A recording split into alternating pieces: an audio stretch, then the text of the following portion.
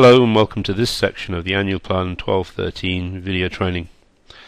In this section I'm going to run through the very basis of the annual plan, which is the individual sheets which plan future revenue and future expense based on past year's revenue and expense. I'm going to concentrate first of all on revenues, and I'm going to pick something particularly simple. But first let me demonstrate to you that in each of these revenue areas, for instance this is a community, the planning is made up of individual elements like this, and depending on the possibilities of tariff and non-tariff or different methods of delivery, there will be more or less of these on each sheet. For instance, on this there are 3 blocks like that. If you go to one of these sheets there are 2 blocks. If you go to the mental health block revenue there are 4 different sheets, but they're all basically of the same design, and therefore an understanding of how they work can be gained from looking at any one of them. Now the absolute simplest areas are the areas where there are only one of these sheets on the page, and that's research and development and education and training. And I'm going to pick research and development, and I'm going to demonstrate to you or walk you through filling in one of these plans. You can see the single page is there. Now each of these elements works in the same way. It's an incremental budgeting tool, so we start from last year's position. Now at the time this template is issued we don't know last year's position, and therefore it's for you to input. And as we're dealing with research and development income, if we put in a figure say of 4 million for last year, and then we go back and we work on the input sheet, the plan. But let's first notice that if you put in 4 million, the assumptions are such that nothing changes unless you make changes, so that the next year's income will be 4 million, and the year after, and the year after. The process of inputting your assumptions on the page dealing with R&D revenue is the planning process, and in that way you'll communicate to us exactly your assumptions for the future. Okay, so this is the R&D revenue page, and we're starting out with 4 million at the start of the first of last year's income, and again it feeds through to 4 million next year, 4 million next year, 4 million the year after, etc., etc. Okay, so the first opportunity is for you to declare to us any one-offs, and in a revenue situation this is a one-off revenue that you received that was a specific funding and you won't receive in the next year. So if 0.25 million of that was a specific funding, then you ought to remove that, put in a minus 0.25. So the baseline funding, which is what we'd expect to carry on, is 3.75 million, and therefore you can see the effect here.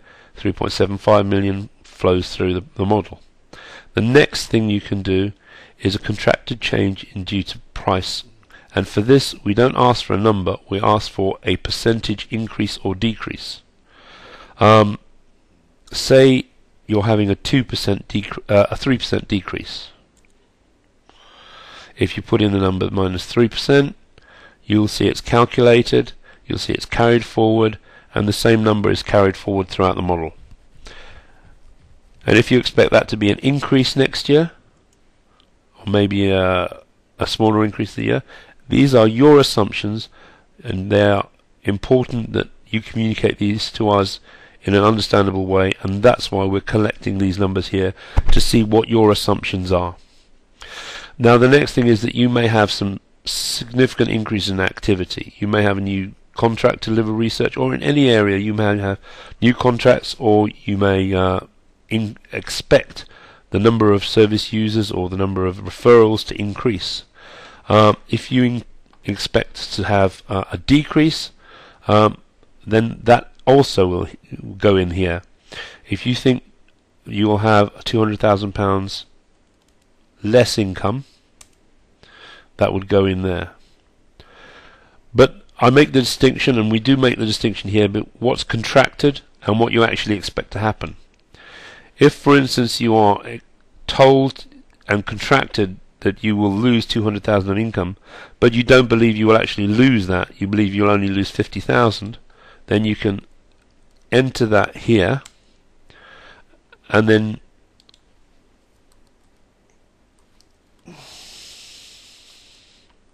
give us some description of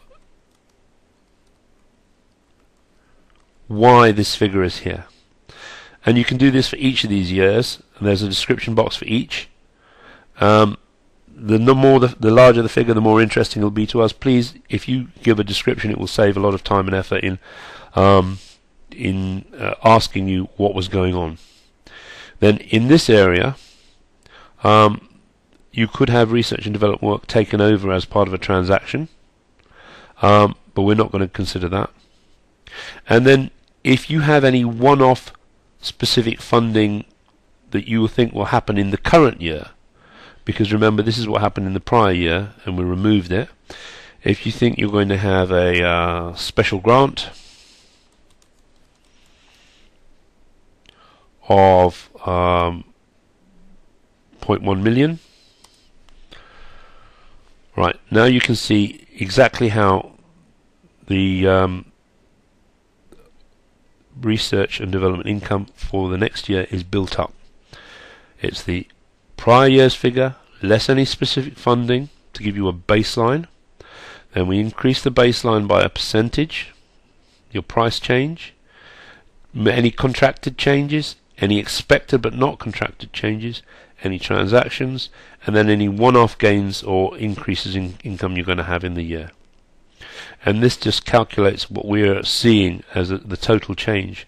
So the total year-on-year change is 7.8% from 4% down to 3.68. But the last part of this is that this is the figure for the full year for the first year of the plan, and you can see that that goes across 3.688, 3.688.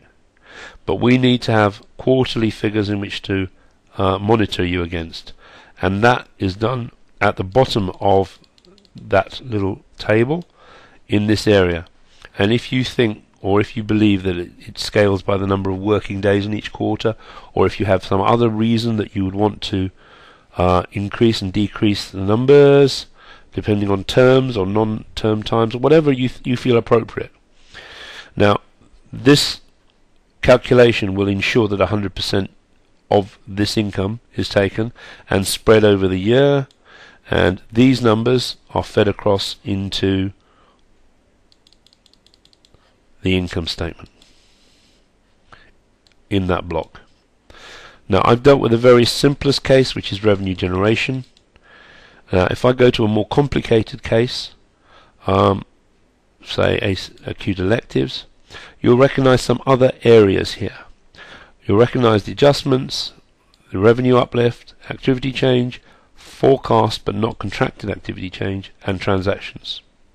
Then if you have a revenue generation scheme, and that's covered separately in this training, that may increase the revenue in this revenue stream, and that comes in here. You may have a service development, a new service that brings in income in this area, and that brings in income here. And those are the new areas in the more complicated sheets. And then the other complication is that, for instance, this elective has two parts to it, and the two parts represent tariff and non-tariff revenue. But when you're bringing in a number from a planned transaction, it's a single number. So this sheet will work to split that number between the two parts, the tariff and non-tariff. For instance, we're bringing in 0 from a transaction, but if we tell this planning sheet that -1 goes to the non-tariff side, then it puts a +1 here to balance that. So this allows you to bring in transactions, all revenue generation streams, all planned service developments, and split them between tariff and non-tariff, and between the 4 different block contracts. And it allows you to lay out your plan in a standard form in each revenue stream for your trust. And I've just shown you the first year. The second and third year work in exactly the same way, except there is no phasing. And on that, thank you very much for watching this.